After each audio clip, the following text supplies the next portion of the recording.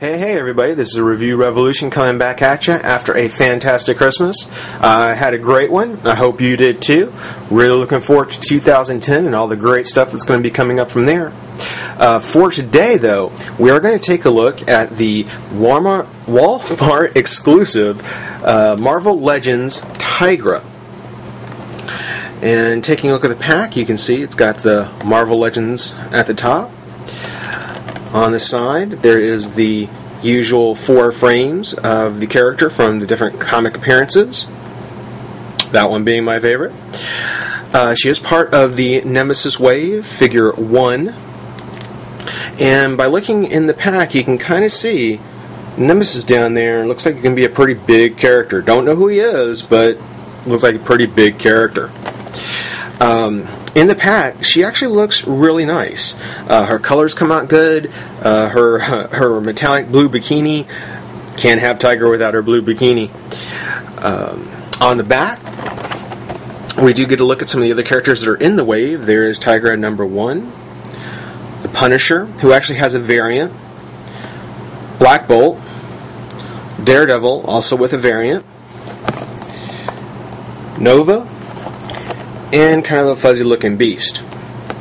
There's Nemesis all together, which I'm really looking forward to putting this one together. I think this one's going to be very awesome. We've got a better look at Tigra along with her bio. Ultra by means mythical and scientific, Tigra has spent much of her career as a superhero seeking stability. Constantly beset by alterations to her powers or their removal entirely, it took years for her final disposition of her soul to be settled and for the metamorphosis from human woman to cat form to be systemized through the use of a mystical amulet. Despite it all, she persists as a member of the Avengers on both coasts, a private investigator, and a solo adventurer, and most recently, a New York cop.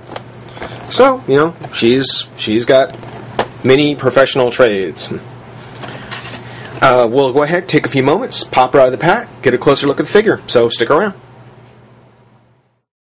Alright, now that we got Tigra out of the pack, I have to be completely honest, I remember Tigra best from the West Coast Avengers, along with Hawkeye and the others, and she was really a cool character, and I really did like her. Looking at this figure as being the interpretation of her, I am a little disappointed, actually. Most notably in the face. Now, from different angles and so forth, it's not quite so bad, but from straight on, I don't know if it's too long, if it's too narrow, something about the eyes, something about this looks wrong. And I can't put my finger on it, but it really, really is a disappointment. Other than that, as I was saying, the blue bikini and the claws or the teeth are really nice. I mean, it's very, very much a Tigra, not something you're going to see and think, oh, well, that's just a bootleg copy. No. This is actually really nice. Looking at the feet, her nails are painted, but they're a little sloppy. And that same goes for the nails. They're there, but they are a bit sloppy. And this really demonstrates the difference between what the Four Horsemen and Mattel do with DC as opposed to what Hasbro is doing with the Marvel Legends. I just don't see Hasbro really dedicated or really having their heart into doing any really good quality figures. These just seem to be churned out mass market. She is a orangish plastic with the black stripes painted on. So there's not a whole lot that can be messed up paint-wise. The lines on her top are pretty clean and come out pretty well. I have to give them credit there.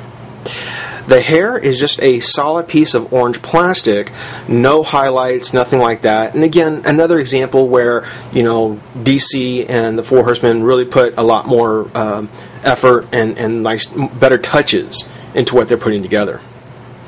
As far as articulation goes, she does have a turn at the head. As you can imagine, the hair kind of limits any kind of up or down movement. She has it at the arm. She has a twist at the elbow. and then she has a twist at the wrist, along with a hinge. So she can get kind of a kitty claw thing going. She does have a pivot at the torso, which gives her a bit of a back and forth. The legs, now the legs are on a ball hinge, and I gotta admit, you can get a pretty good range of movement out of the leg. As I just showed, she has articulation at the knee, twist there.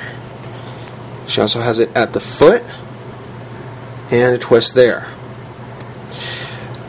So, the articulation that's included is fine. It works out real well. Oh, and there is one other piece.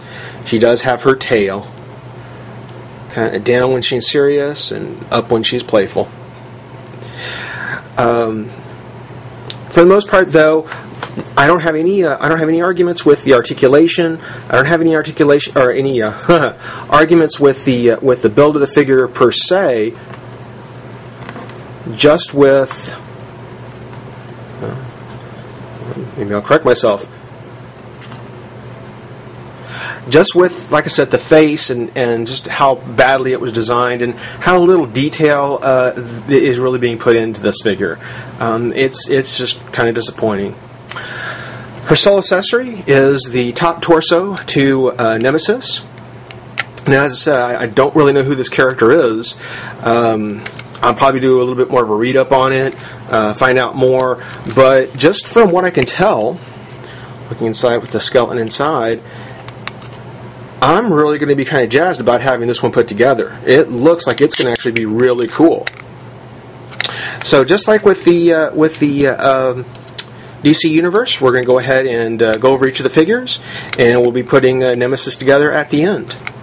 But for now, this has been a look at the Marvel Legends Tigra. On a scale of 1 to 10, I give her a 7. If you're not that big a fan of Tigra, if you're just looking to get her to fill out your Marvel Legends series, I'd say even maybe an 8. But for the most part, if you're a fan of the character, this isn't one that you would necessarily want to get. It's something you can certainly pass on. But this has been the Review Revolution. Thank you for watching. Comment, rate, subscribe, join the revolution, and I'll see you guys later.